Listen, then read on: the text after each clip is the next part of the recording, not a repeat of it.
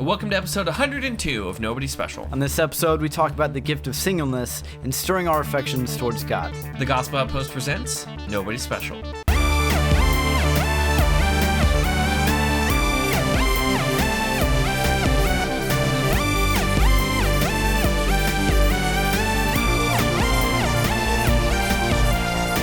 Hey everyone, welcome to Nobody Special, two nobodies talking about the somebody who matters. I'm Danny, the host and the love expert of Nobody Special. And I'm Caleb, you're the host of Nobody Special. This is a podcast where two generations of people talk about God, pop culture, politics, and everything in between, all while not taking any of it too seriously.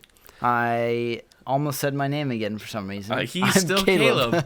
Caleb, this is our annual awkward episode where we decide that we are qualified to talk about Valentine's Day. Which we're not. But we aren't going to talk about the history of it. You just have to go back and find that one. Yeah, that was a good episode. It was. You should watch it. Hope it's probably better than this one. No, I'm kidding. No, I'm actually excited about this. This is that time of year. Everyone is buying overly expensive chocolate. And I got to tell you, the thing I'm most excited for is February 15th because I'm going to that CVS and getting all that Halloween candy no one got.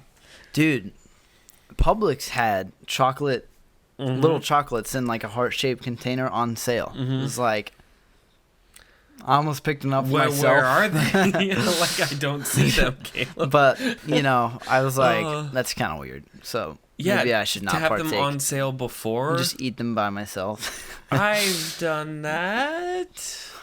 That's weird. Chocolate's chocolate. It turns true, out and you can't get those anywhere else. That's what's annoying. Chocolate tastes the same if you're single.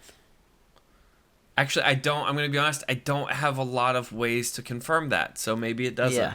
I'm not sure. Same. So, all right, before we jump into Valentine's Day, this isn't in our notes, and I realized I wanted to talk about it literally as you were starting to hit record. Caleb, there have been some developments in movies that I thought were a joke. And then they happened, and I was like, what's happening now? They're not rebooting, but continuing the story that... First of all,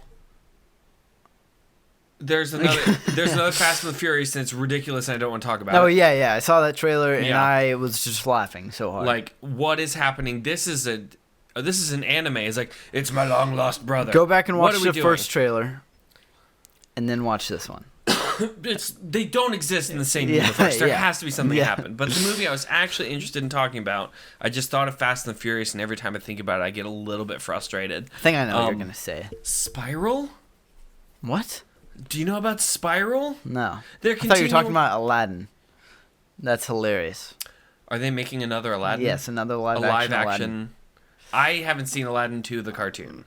Have I? No, I have. It was Is that not bad. a thing? Yeah, there's like 3 and 4. I didn't know that. Some of them were like straight to VHS features, but no, Spiral is a continuation of the Saw movies.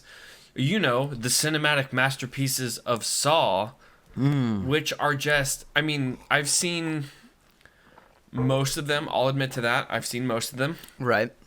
At some point, they dropped the plot and just, the whole thing became about how can I make this gross and how can I go twist at some point. And then, the poor guy who played the main bad guy, I think his name is Jeffrey Saw, he died in movie 4, but they kept bringing him in the movie as like, oh, but John did another thing. He did this. No, but before that he did this. And it's like, what is happening? So I thought the last movie, they tidied it up as best as they could. And now they're making another one called Spiral. And this is where I'm really confused because it's being produced by Chris Rock and starring Chris Rock and Samuel L. Jackson. I've never seen a Saw movie, but I want to see that one. What is happening?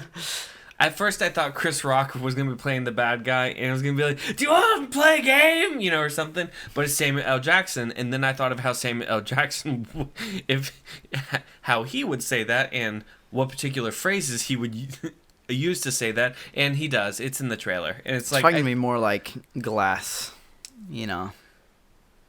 I don't know. This is so weird because it appears as if they're trying to make it a good movie now, and not the glorified B movies that the other Saw movies had been. Yeah. Where they're oddly trying to bring Carrie Elwes's career back, and it just doesn't work for some reason. So he does Saw 7. I've never seen a Saw movie. They're not great. I'm gonna keep it that way. They're not. I great probably won't movies. even see this new one, to be honest. Morals aside, and I think the morals of them are pretty bad. They're just bad movies. Mm-hmm. He was like, oh, he locked people in a house and everything, and but he did this beforehand. Oh, but he did this. The whole franchise is a walking retcon of storytelling. Yeah. It's like, no, but what really happened was this. I'm like, that's just lazy storytelling. So anyway, I saw Spiral, and it really messed me up for like 2 weeks, and I needed to process it before I brought it up on this podcast. You really care about this. It was really confusing because it might actually be good now, and I'm not emotionally prepared for a good Saw movie. I mean, it's called Spiral, you gotta make movies I don't good know. now, or else people won't go and see them. Do you? There's been plenty of bad ones. Well, no, I know. A Birds of Prey, Harley Quinn, Emancipation of One Harley Quinn is currently bombing at the box office. It's called Harley Quinn, Birds of Prey. Oh, did they rename it again? Yes. Harley Quinn, Birds of Prey, in the Emancipation of One Harley Quinn. Gosh, that would be hilarious. It's the only movie poster that's actually widescreen. But that movie, going. I went and saw it. Oh, is it good? It was really good. Yeah. People are pooping on it, but it's I mean, like it wasn't the best. No. It wasn't my favorite DC film. Although I think it could be for other people. Do you want? Whoa, Shazam! I'm protecting that baby. No, that one is great. I will defend myself. That is a great movie. There are plenty of DC bad. To say it's not the worst DC movie is like, well, yeah, that's a low hurdle to jump over. Shazam's probably still at the top. Aquaman, and then Harley Quinn. But I do think that I don't know. Harley Quinn might be better. I just Than Shazam. It was really good. It was really well done. Like, it deserves to be in the 90% of Rotten Tomatoes. Right. But it's not. There were some pacing issues that kind of like threw me out of it a bit. Yeah. But like other than that, like everything, it's kind of like a Deadpool style genre, which makes sense for Harley Quinn. Right. But it was fun. It was a lot of fun. Like and the action was like really good. I'm actually crazy interested in seeing it, but apparently that's just us because it's not making a lot of money in the movie theaters. That's the thing. Is like, the name. Which name? The first time they named it? The second time they named it? The third time they named it? No, they only renamed it once. The Hail Mary that they did right before it came out? Like, oh, it's called Birds of Prey now? Okay. Yeah. That's what... Like... it was called Birds of Prey and the Fantabulous Emancipation of One Harley Quinn, or something like that. Which is like... Right. It's about Harley Quinn. Right. And the Birds of Prey, right? Right. Like, so... Right. Why would you do, like, Harley Quinn as a subsection and not Birds of Prey? So, like, I don't know who pitched that in the first place. So, it was just dumb. I want to know who pitched in the Fantabulous Emancipation of One Harley Quinn. Exactly. All of it was dumb. Is someone getting their PhD? Like, what are we doing here? Yeah. Did this start off as an expose of the undertones and undercurrents of DC's work in cinema? Because why else would you come up with that as a name? But it was really good. I think people thought about going, but by the time they finished saying the title, the showtime had passed. Yeah. I stand by that joke. But that's gonna do it for this episode, everyone. We're gonna end. It is rated R. Yeah. So But that, beware. I mean, yeah. So I don't know. I'm excited to see it. I'll go see it at some point. I need to find someone to see it with because I don't know who you take to that movie if you've already seen. Do you want to see it again? I might go see it again. We still have to see Sonic, so just yeah. And we got to go fast. Okay, moving on. I'm not even. There's no segue. The gift of singleness. There's a great segue there. Because I don't get to make Sonic the Hedgehog jokes and have a girlfriend. I get to do one or the other, and that's it. Speaking of that, we're going to talk about the gift of singleness today. Wow. Yeah, I got it. Okay. So I'm the segue king. I just be rolling up through these things. You're not a segue king. You're just bridging random crap together. Isn't that what segues are? Kind of. So, the gift of singleness. This is kind of fun. I mean, it is a gift.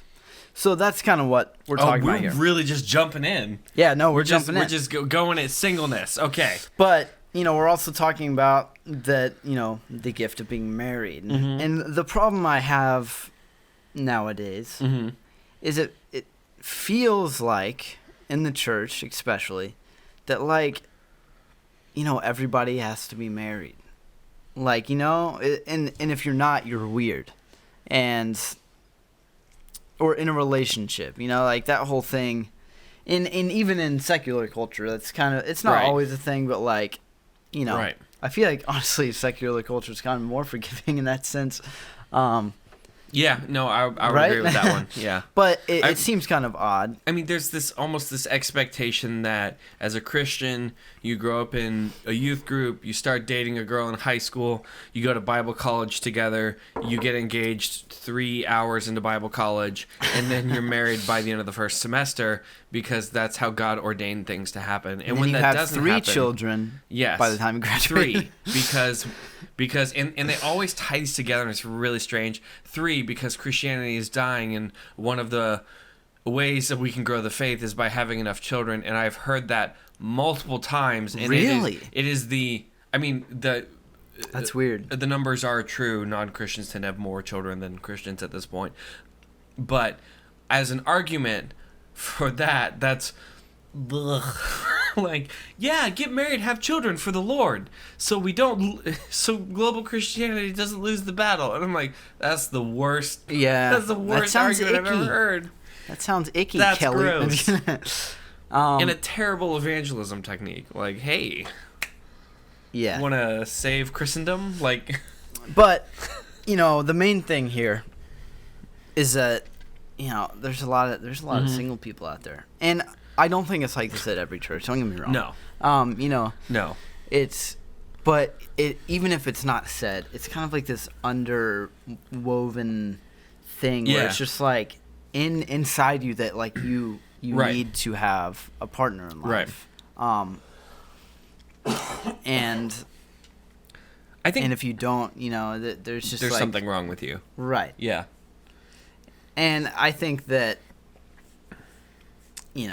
I've gone through a bit more stages of this than you have, just being older. Sure. Yeah. So this is, to me, I hear that and think, oh, early 20s, what a time. What a time that people actually said, so, when are you going to date and get married? Because now at 35, it's, when are you going to date and get married? The tone is different. Yeah. And then you got to get to that stage that all of the friends are starting to date, and cuffing season is an actual thing, where you have to be getting tied to someone at this point, and, in college, that tends to be an actual thing. People are like, I gotta be dating by October to have a good Valentine's Day or something, and that's the dumbest thing I've ever heard. And then mid-20s, all your friends start getting married, and then they start having kids, and kind of 28 around that, and then I just stand back and laugh a little bit because I'm doing all right. So, but yeah, so is there a pressure that you're kind of feeling to start thinking in who am I going to settle down with terms? I mean, because you're only 19, you're still in your first semester of Bible college. Exactly, yeah. Which is overdue. No. I haven't sensed a pressure of settling down. Okay. I mean, I think people kind of have an expectation for you to have been on a date by this time. Right. Which, don't get me wrong, I would have loved to go on a date with someone by this time. I just I feel like I have things I have to settle out first in my life for some reason, which probably isn't true. But, you know, I feel like that's what it is. This whole podcast could quickly become the pot calling the kettle black. Because, like, I can say a thing to you, and then later tonight, I need you to, like, roll the tape back and just play it back to me, but pretend you're saying it, and we'll probably be in, like, the same thing. It's like, I have to figure stuff out. I almost said, no, I don't. You don't. Yeah, like, yeah. Like, do you know what I mean? Like, yeah. I just got to figure some stuff out first. No, man. You know. And I know it's not true. I mean, it kind of is, but like, it's not really true. Yeah, exactly. Yeah. You know, it's important to focus on, you know, goals in your life and, like, whether it's your relationship with Jesus. And, right. Sure. But, like, it's never going to be where you want it. And that's kind of, like, what I'm realizing. Right. And I don't know, like, I don't have anyone on my radar currently. I've always been kind of, like, open to it. Don't get me wrong. But, yeah, I feel like more so in my age, it's more the pressure to date than to actually, you know, get tied down. Yeah. You know? Yeah. Like, once you start getting up there, like you said, it's like people will start expecting just the whole package, the whole deal, you know? Yeah. But I haven't quite felt that yet, no. Yeah. To me, I mean, you know, I'm a bit older and I'm single and I'm fine with that. That came out as a question. I don't mean that as a question. I'm fine about that. God, why is it still sounding like a question? I'm fine with that. Fine with that? I'm fine. These are mulatto cookies and I'm okay. No, I do think, you know, as far as it kind of gets over spiritualized as the gift of singleness, and that's because that is kind of a biblical term, and it is a gift. Exactly. But it's also, that term can also just be thrown out, I think, too much. It's like, I have the gift of singleness for this time, and to me, and I know this is a thing that you're also going to talk about, but people have the gift of being single until they aren't. And at some point, I'm either going to get married or die and be with Jesus. Now that sounds very dark, but you know, if it is a gift and the two options are I get a different gift or I be with Jesus, then frankly I can't really go super wrong there. Yeah. Right. I mean, there are pros to being single that I think people tend to, especially in the church, they tend to try and claim that a person is incomplete until they're married. Right. And that is just scripturally untrue. And I've said this for a few different things. Any criteria of perfection that excludes a Jesus and to a lesser extent Paul, you got to relook at your criteria. And I've said that on a few other things, also on the hiring criteria of certain jobs that they'd have to fire Jesus. Yeah. It's like, you should never talk to a prostitute ever. Sorry, Jesus, you can't work at church. I mean, I kind of view it as, you know, it's kind of like, you know, a job. Mm-hmm. You're in this job, but, like, Right. you need to, you know, grow and, you know, learn things. Right. And do it well. Right. In the time that you were there. And that you're not going to be there your whole life. I mean, that's just kind of like how jobs work. Some job, I mean, it depends, you know. You might. Or you might be. I mean, that's kind of Exactly. the thing. That's the They're mentality, is people tend to go, there's being single, and then a step above that is being married. And it's not. It's just two different paths. And I think a good way to find that out is, like, I mean, I feel like the job kind of, not scenario, what is it called? Metaphor. Metaphor. Thank you. Or simile. I don't remember which switch. The job metaphor is kind of super good because, like, you might be looking for other Right. jobs during the time you're there, but you're still going to work hard. Right. In order that you make money. I mean, that's Right. just kind of how jobs work. Right. And if you don't do a good job, then you're not going to be making money there, at least. I mean, that's... What are we talking about? That's not... Hold on. What are we... That's not connected to this. Sorry, I'm getting off track. I'm just talking about jobs. Right now? We're talking about jobs. Sappy job in time. Getting on track. Like, you might... If you are single and you're finding that it is more beneficial for you in your walk with Jesus and just like the areas of your life and productivity for the kingdom, and then and you're fine and you're like content and that's what God has, woven into you, then just write it out. I mean, like, I think that's a good... Yeah. And I think it's kind of, once again, the same thing like a job where people stay there their whole lives. Like, if I love what I'm doing and it's working well for me, like, why would I leave? But I think that you brought up a good a point about the spiritual yearning. Ugh, that word's a bummer.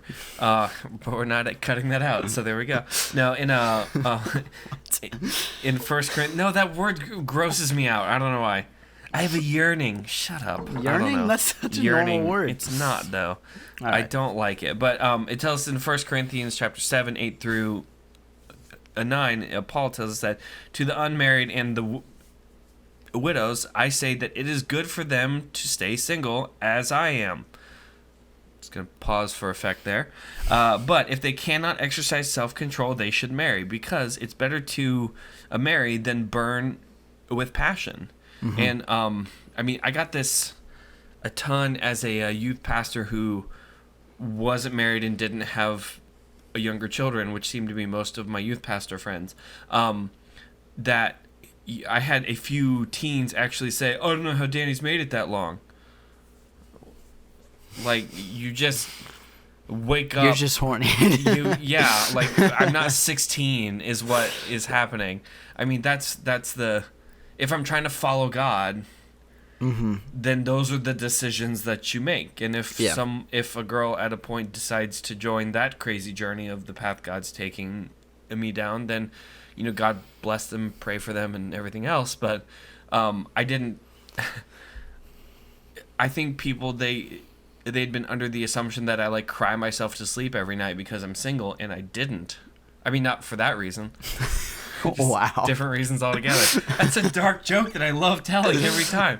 But I'm really sorry. No, I mean, it was, if I had gotten married in my mid-20s, that would have been, for me personally, this is not everyone, just for me personally, based on everything I've talked about that I've been through, and even stuff I haven't talked about that I've been through during that time, that would have been a terrible journey to take another person down.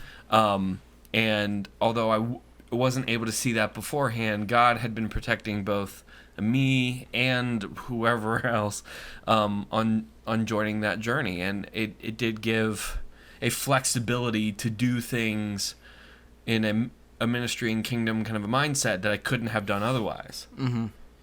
And I think that's important to kind of factor it in a bit. Yeah. That's kind of where I see the pros in my life personally. I'm able to kind of grow and observe myself and how I'm reacting to life currently, and grow in my relationship with God through that. Learning, I mean, kind of just adapting to life. I mean, like when you're a kid and you're still in your parents' household, I feel like it's different. But like once you're let loose, I'm grateful that I am single during this time. Yeah. And I feel like, there's opportunities that are beneficial to other people too. Like when you're single, it's a lot easier to travel the world and tell people about Jesus. It's just true. It's less of a logistical nightmare when you have a wife and children. And I mean, it's not to say that you can't do that when you're married, but it is definitely easier. And I think that that's one scenario, but like it adds an amount of complexity to it. I mean, I've watched a few couples that one person in that couple, they felt as if God had been calling them to a thing, and the spouse didn't feel that, and instead of spending time in prayer, going through that as a couple, the first spouse tried to just carry on and do that, and it actually has killed multiple marriages because of that inability to come together as a husband and a wife. And that to me isn't a problem. I mean, to either of us, if a dove comes down out of heaven and it has a note attached, move to Malaysia, and it's from God, and at that point I feel like it'd be pretty clear, then we're gonna move to Malaysia like next week, right? Yeah, because why not? Yeah, I'm not carrying the need to care about a spouse in that kind of a manner to take that kind. I can just pick up and go and do things that need to be done. Yeah, I mean, you look at just like providing for yourself. I mean, it's just everything is a lot simpler. I mean, once again, like you grow and you adapt once you're married and stuff. Right. But like, right. I feel like there's a lot more flexibility. Yeah. And it's just true. When you're single, I think God can just maneuver you around a bit more, and that's cool, you know. And that is a benefit to being single, and that's what I've kind of noticed myself. Is like, there's areas where God's called me to do like specific things, and I have time during my nights to go and work and do on this thing. When I just wouldn't if I was like, I'm already busy. And I don't know how I would add anything more to that. Right. But like, I think, I mean, to be fair, and I'm gonna quasi call myself out on this or not. We'll see. I'm not halfway through the sentence yet. I think people who tend to be in our boat can also take that as an excuse to not pursue things. And I know I haven't been the best at that, personally. That's not an apology. It just is what it is. To say it's like, whoa, no, I'm just trying to be flexible for God. All right. I think the other thing to put it in checks and balances of that is, well, are you actually doing anything for God? Right. I like to self-justify and say I have plenty of things going on, but who knows? But it's important to not just cower behind that. And that God could be calling a person to step out of that. I hate to call it a season, because again, I hate that phrase too. Kind of a time of being unmarried to start dating. Because being married, I'm not trying to poop on it too hard, because it's a blessing also. Which we're gonna talk about the flip side. But I mean, like, it's a blessing. Like, they both have pros and they both have cons. I mean, it's true. Like, being single, cons can be just feeling lonely. Like, that is a thing that does occur. And there's other stuff that I haven't thought about. Like, but there's aspects that are cons, and like Paul said, like, if you can't control yourself, like, it might be a good idea to get married. To find someone.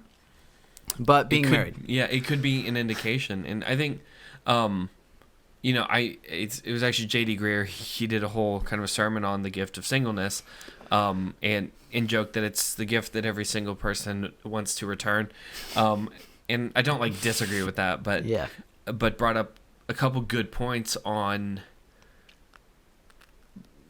the problem of feeling all alone is actually a things that people who are not dating go through, but also it's this idea that that the only path to fix that is through dating, and that's just not true.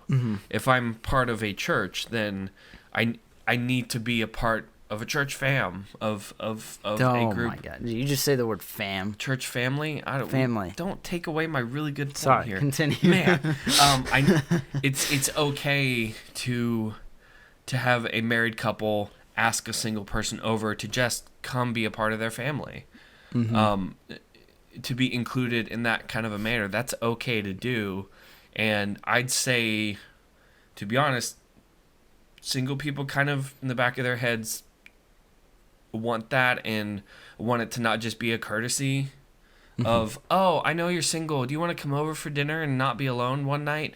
I mean, you know, say it different and have it be an actual, hey, come join our family.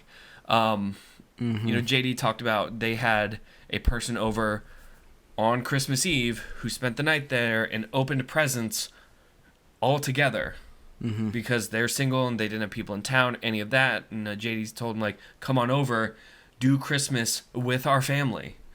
And that is... And if JD Greer says, come over and have Christmas with us, you go have Christmas with him. Absolutely. Like, I would... You go have Christmas I with will him. buy him whatever Nicolas Cage movie he wants. He's got a Nicolas Cage thing. Wow. Yeah. Interesting. But, you know, there's cons. And, like, pros of being married, straight up, sex. Like, that is... Where's the bleep button when you need it? I know, right? 36, 20, bleeping it. All right, got it. And that's kind of what Paul's saying there. Like, if you can't control yourself, right, get married and not control do yourself. it in a biblical way. In a biblical way that is pleasing to the Lord. Yeah. In a proper and holy way, sanctified by God. And, like, another thing is... You know, kids, like, that is a huge blessing to be able to carry on, you know, and make disciples, your own little demon disciples.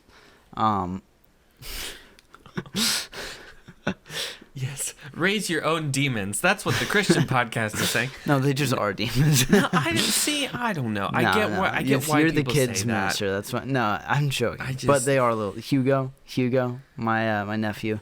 He's great, but he's also a little demon. I get that. I just, you know, coming from the kids ministry end, you know, these aren't my genetic kids, but right. Dear goodness, the first person who tries to harm them in front of me is just gonna get wrecked. Like I never thought it was creepy how not creepy. It was bad choice of words. It was astounding how quick that the compassion I had towards these children grew. It was just like, right, gosh, if someone came in and threatened to hurt any of them, I am gonna have to lose my job because of what I would do to this man. Right. It just that kind of it actually was very encouraging to feel as if I was part of the church, to know that, all right, I'm not their parent, but I'm playing a part in this, and they're all okay with that. Yeah. That was a huge part of going, like, I'm a part of a family or a group of people coming together. I'm a part of that, and I'm it was very, very helpful to me, to be honest. Yeah, I mean, children are obviously a blessing. I mean, some married people don't have that blessing, and that's where I believe God's called us to adopt. And I mean, even if you can have children, adopt. You know, it's a huge thing, which I think we should. I don't know if we have talked about it on a podcast, but adoption. I would love to. We were going to. I'll write it down. But adoption is another huge thing. Like, God has just provided many ways for us to grow our own families and to make disciples. Absolutely. And a verse in Psalm 127, verse 3 through 5.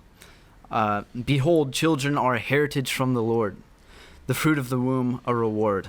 Like arrows in the hand of a warrior are the children of one's youth. Blessed is the man who fills his quiver with them. He shall not be put to shame when he speaks with his enemies in the gate. And that's basically, I mean, yeah, children are, you know, an awesome way to carry on the legacy of God. And and your own legacy, which is, you know, hopefully Jesus. Right. And you know, not to downplay, because, you know, I now talk to a fair amount of parents. Children are a blessing even when they're horrible, because it's an opportunity to care about a person, to extend the grace of God to somebody that understands so little. about a lot of things, but speaks confidently about them no matter what, or that screams at you even though you're just trying to help them. I mean, it's kind of the same thing as changing a child's diaper. Why are you crying? I'm literally helping you. You poop yourself. Like, and there is that instinct to like trash talk an infant who's screaming at you for helping them. Yeah. But at the same time, it's an opportunity to be the hand of God to a smaller person and to care about them. It is a blessing, even during the days it's difficult. Yeah. I mean, it is crazy to be able to raise up like a human being. Yeah. It just feels like honoring that God's even given us that opportunity. Right. Like it's kind of crazy. Babies are crazy. Yeah. But yeah, and I think, the more you have, the better. That's what that verse is saying, basically. And my granddaddy, which is my mom's dad, like that's the verse that he always brings, because like it is crazy. I mean, even my dad's mom too, my granny, they both talk about that even with the children that God has blessed them with, they've had children, and it's just grown into this huge family, and it's just crazy to see, that like God has allowed us to continue on, this life and carry His name through the generations, and it's super cool. So that is definitely a pro of being married, you know?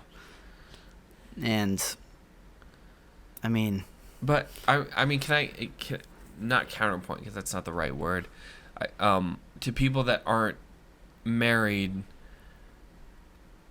there's this idea that's pretty woven into a fair amount of Christianity that there are just aspects that you can't take part of because you aren't married, and some of those are true. Some of those are definitely true. Yeah. And biblically clear. I mean, like really clear on that one. But as far as that kind of thing, I brought up being able to adopt. There are plenty of kids that they need to be adopted, and people can be called to adoption. Now, granted, personally, I think a child tends to grow best in a house that has a mother and a father, but I understand that isn't 100% the case, and God is still working in that. Yeah. Other things that instead of just waiting around trying to get married, get plugged into either children or students in order to mentor children. It is very helpful to have a non-mom or dad that loves God, that is going to teach the same thing a mom and dad are teaching, and encourage a child or a teen to grow in their faith. And instead of going like, I'm just gonna wait for my Boaz, or whatever crazy thing women's Bible studies are teaching now. I have women back me up on that one, don't worry. It's offensive, but to the right people. Wow. To instead of just going and doing that, to actually get out there and enjoy being in ministry and doing these things just in a different context. Mentor a teen. Teens need that. They need older adults that are still maybe kind of cool to care about them. Or also those old grandmas that still participate in student group. I mean, I had a growing up, there was this person at our church. She was on staff. She's like 55 or something. Miss Connie, she was great. Drove a Mazda Miata, and this is important to the story because I thought it was the coolest car in the world, despite the fact that I was 6'1", because we drove Hondas our whole life, so it was just it's a car. And in this, it was a Mazda. You could drive fast, and I was 14, and she couldn't find her keys, and so she made a joke that the first person to find her keys gets to take her car on a drive. And I'm like, at 14, I'm like, yes, please. We'll drive around the parking lot in this cool car that I think is cool. And so we're looking all over the sanctuary, and then her and I spot her keys and then spot each other and made eye contact. And this 55-year-old woman makes a dart for her keys, and I'm like, oh no, and I dart right after her.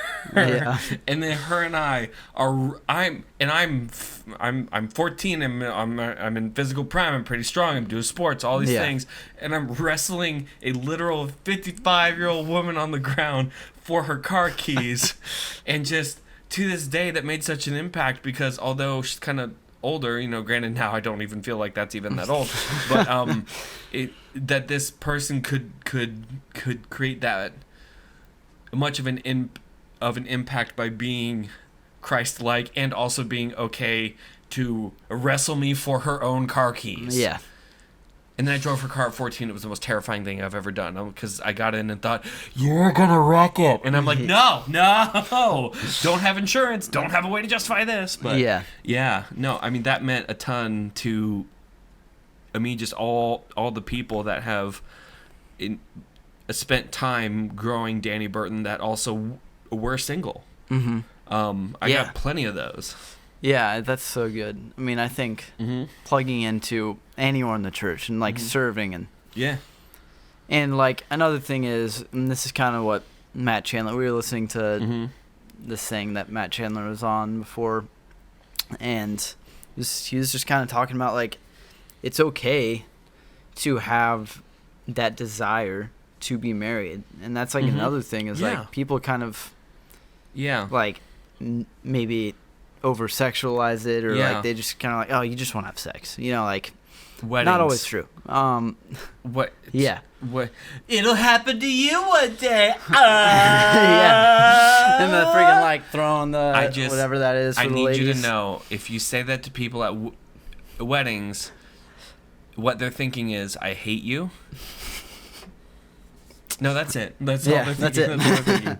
Would all the single guys come and catch the garter? What gross tradition. Yeah, what right? it disgust. But you gotta get it with your teeth. No, perv, that's not my wife. Yeah. That's your wife. You're gross. Like, what is this? Yeah, and like... I didn't put my keys in a jar and away in. What are we doing?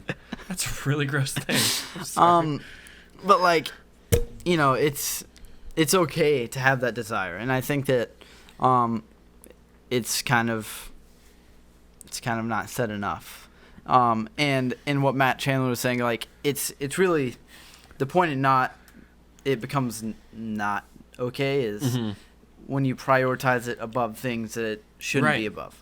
And like people always like to make fun of single ladies and how they're always like you said, just like waiting around for my Boaz. Prince Charming to walk in, and and it's just kind of like an idol in their life, and same thing for guys probably too. Right. And it's okay to have that desire, but make sure to keep an eye on it and chill. Make sure it's not it's not above guys where too. It should guys be. too. Chill, man. Oh, I've met some guys. Like, if she's visiting the church, do we go to a disciple group? Like, give her a minute, all right? Like, she knows. She already knows. She walks in like, oh, we gotta do this again. Oh my gosh. So like, just, hi, how are you? My name's Daniel. Nice to meet you. If you have any questions about the church, I would love to talk to you. Yeah. Yeah. Do you get married? Like, no. And me and Danny, we're not experts on being married, obviously. No. So I feel like there's more to that. It's better books. Do some research. Yeah. No. Even singleness, we're not experts on any of this stuff, but on anything really. But I think the bigger thing though is that overall we have to be pursuing God first above everything else as our primary affection. I mean, I was thinking about this question, and I want to talk about it. Are we good to? Okay. We're transitioning just to be sure. One, yes. Well, I know you hate my transitions, so I don't want to. I was thinking about just wrecking it and being like, Topic and now 2. We're talking about no. I mean, there's a lot of thoughts I've been having just about a ton of different things going on that I think we're gonna get into next episode. Yeah, next episode. But one of the things I'd been thinking about is, what does it mean to be in or to have those affections towards God?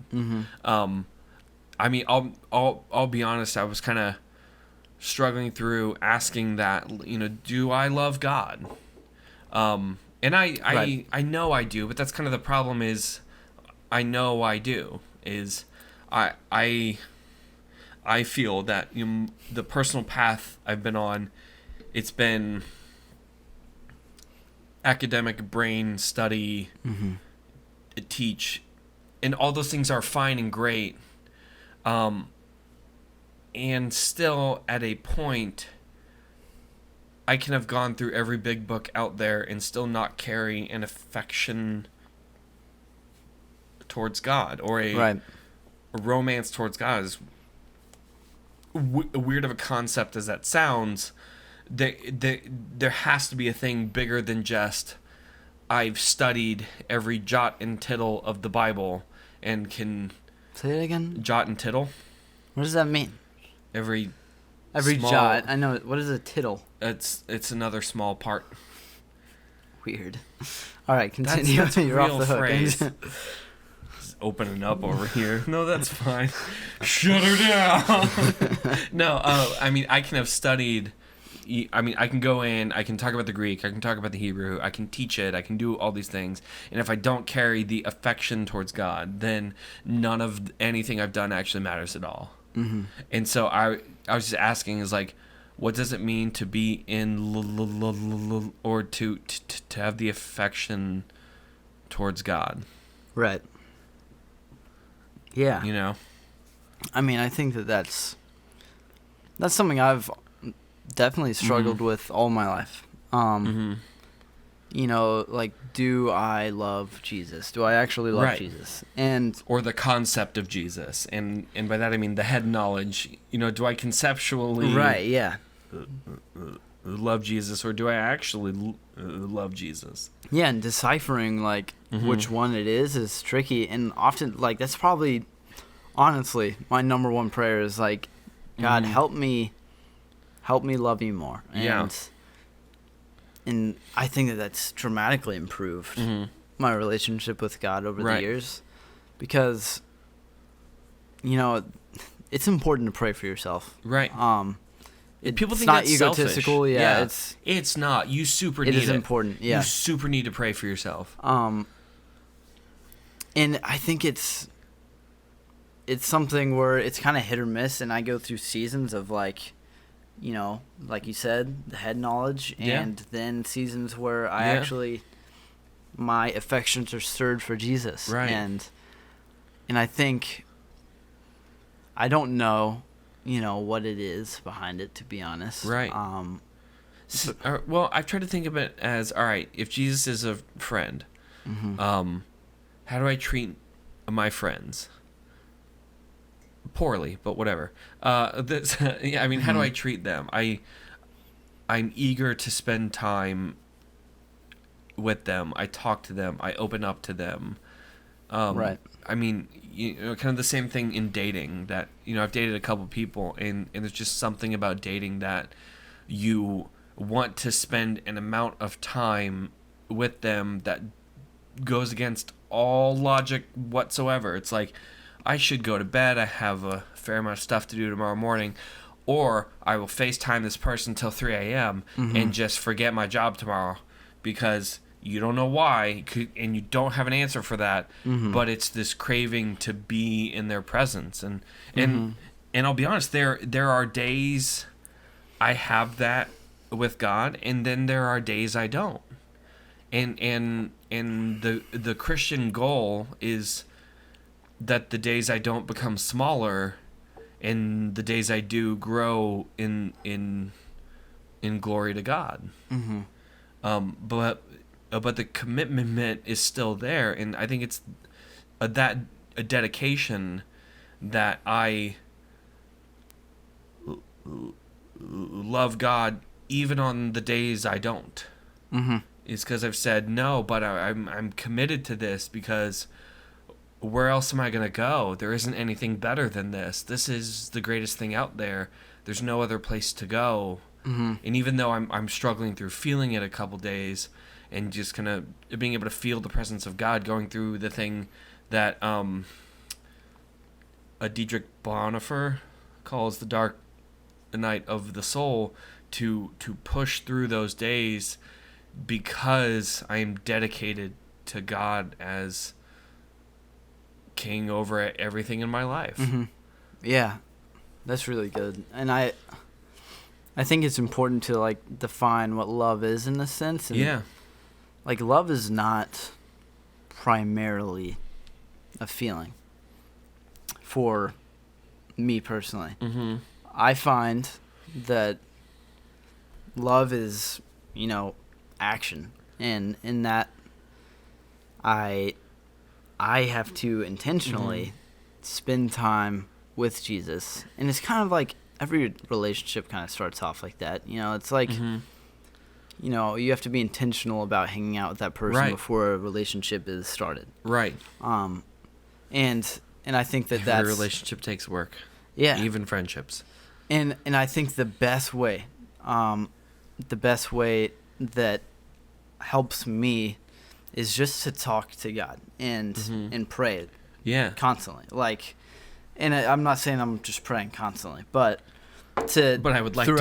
Yeah. Throughout the day, yeah. like, it is important for me to just kind of like make a note to talk to God, and whether it's I bring it up all the time, like dumb stuff, and God, that was really cool how you use that person. It kind of, or the sky's really pretty today. And, and once again, it's kind of the idea behind our Project Joy 365, like kind of hashtag, where it's just kind of finding joy even in things that aren't comfortable, like things that are sad, and things that aren't conducive to just productivity at work, and like, God, please help me with this, or just anything. And I think that's the number one thing that has always helped me, is just growing that relationship that isn't always, I think, traditional, like setting aside time to pray to God is important. Setting aside time to read the Bible is important. But also, like, just filling that gap by always being aware of His presence. Yeah, this sporadic kind of divine romance of, oh, hey, God, I know that you got me flowers. Yeah. I know, I mean, because if the sky is beautiful, it's a dozen roses in the sky that I wasn't expecting. It's just an opportunity to praise God and love Him. Right. Yeah.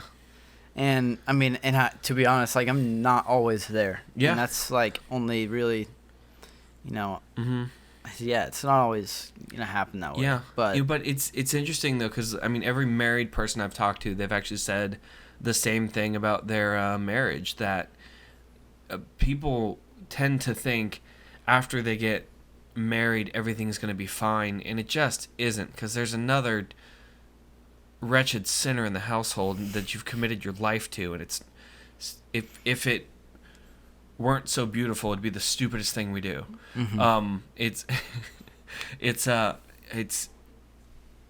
But in spite of that, there's this commitment to each other that even, I mean, I got to be intentional about dating, even after getting married, dating each other, keeping that going, and not just starting to slack, like, all right, I got married, we're done. You're not. You're actually just beginning. And to be intentional about doing those things, and being intentional about giving a dozen flowers or any of that. I couldn't think of... Giving a flower. I was gonna say a pack of roses, and I'm like, what's the word for 12 of them? A pack. Just a box, dozen? A 12-pack of roses. Is what I, 12-pack of roses. 12-pack of roses. You crack one open, off, and, cracking off the roses with the wife.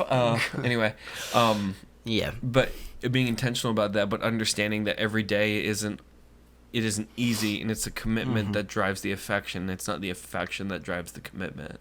And that's, I mean, and I think it's important. There are times where, like, my affection is just, like, naturally stirred. Yeah.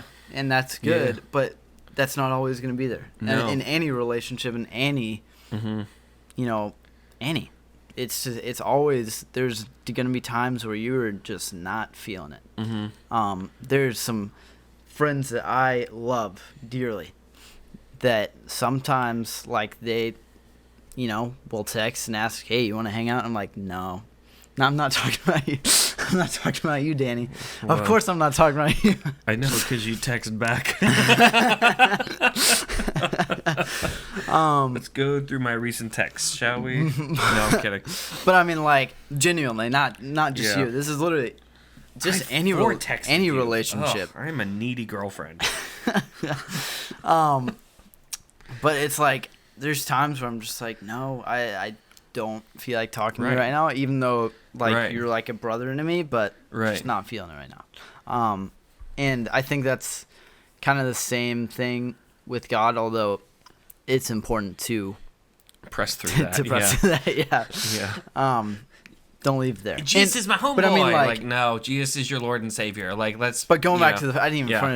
finish the thing Oh, talking about sorry. my friends, but like there's times where they need to hang out and you need to hang out as well, even though you Right. just don't feel like it, Right. and you just do it, and it's always great. Right. Like, I've never had an experience. I mean, I'm sure there have been, but like where I hang out with a friend Right. after just not wanting to, and by the end of the night, I'm just like, Yeah. I regret doing that. I should have stayed home. Well, and I mean, if I'm trying to love others as Christ did for us, there are times that being someone's friend or even dating that you do a thing and it costs you in a manner. It could be physical capital, as in I had to be physically present, or emotional capital, or any of that. But Right. if I'm giving out of the self, then sometimes that costs. And I think both of us have done that at a minimum to each other of kind of like, hey, do you want to hang out? And in actuality, I'm saying like, hey, I'm in a really crap place right now. We're not supposed to say that. Gosh darn it. I did it this time. My bad, y'all. I'm in a bad place. Please come over. I'm in a bad place. And I know that that's been picked up on in at least one direction. I'm pretty sure I've done it at least once or twice too, but just, like, hey, feeling kind of alone tonight. We do want to hang out. Yeah. And I know that you had stuff to do. And I was like, nah, I am in that kind of place. Yeah. And that's part of it, though, is if I'm to care about others in the way that Christ cares about the church, then sometimes it costs us stuff. Because too often people start dating, they start getting into friendships, any of these things, and think it's all about me, and it isn't. Because if there's two people, it's about the two people coming together in order to glorify God through that. Yeah. And there's always going to be friction, no matter what. So yeah, absolutely. just expect it. Yeah. But I mean, it's Two important wretched to. sinners are in the same place. I And think two images of God, and the battle goes on. I think that's the way to, to stir your affections for Christ is to just pray and be intentional. Yeah. Intentionable. I don't Be think that's it. intentionable. Be intentional about You can get spending time. Yeah. And I say this out of, I'm talking to myself. Inadequacy. Yes. Yeah. I will play it back for you while you play the other parts back for me. We're going to actually listen to I like our to own give podcast. advice for all of us. There will be 2 including new myself. downloads for this episode as we both listen back to it and be like, yeah, I should probably do that. Yeah. Yeah. So, but, yeah, no, I mean, single. I was trying to figure out if I had any fun single stories, and I don't. I got my wedding rant out. Caleb, you will be fine if you do or don't get married as a younger person. I'm just going to be the only person to not pressure any of that. Get married or don't, I'm going to love you no matter Danny, what. you should get married. Yeah, I know. You're kind of getting up there, old man. Like, no, just Time is to act now. wherever a person's at, praise the Lord. Yeah. I don't know. We spent an hour saying that. Basically. So if you just tuned in at Just the love end, people, all right? if you just tuned in at the end, why did you download the episode and skip the first part? That's weird. No, but thank you for everyone who does pay attention to our podcast and who makes it this far. We do appreciate it. Yeah. For our rambling tirades into pop culture, politics, and everything in between. We are on... Oh, gosh, we have to do this. We're on Facebook at Nobody Special Podcast. I always forget one. Right there. We're on Facebook and Instagram at Nobody Special you Podcast. We're also on YouTube at The Gospel Outpost, or search Nobody Special Podcast. I've been trying to put the hashtag Christian Podcast on all of it or something, We're still not coming up, so It's all right. I'm driving to LA. Our Like, YouTube is hey, YouTube, not doing great. That's doing fine. Yeah, It's doing all right. It's all right. But it could always be doing better, so hit that subscribe button and the bell and the other notification and hit the other thing and get the emails. YouTube is weird. And go to thegospelpost.com/nobodyspecial if you want to ask us any questions or say hello. We just love you guys interacting, and we appreciate it anytime you do. Yeah. And also, Project Joy 365. Use that hashtag on Instagram. You know, the purpose, I kind of touched on it, but it's just to find an area that God has brought you joy, and just, you know, post that on Instagram, and it'll pop up. We have a page on the Gospel Outpost that it'll pop up on if you want to be featured there. But yeah, so ask us questions. Yeah. You can DM us, just anything, you know. We'll talk about anything, even if we have no idea what we're talking about. Yeah. So. No, but yeah, I think that is going to do it for us today. Thanks everyone for tuning in. I'm Danny. And I'm Caleb. And we are Nobody Special.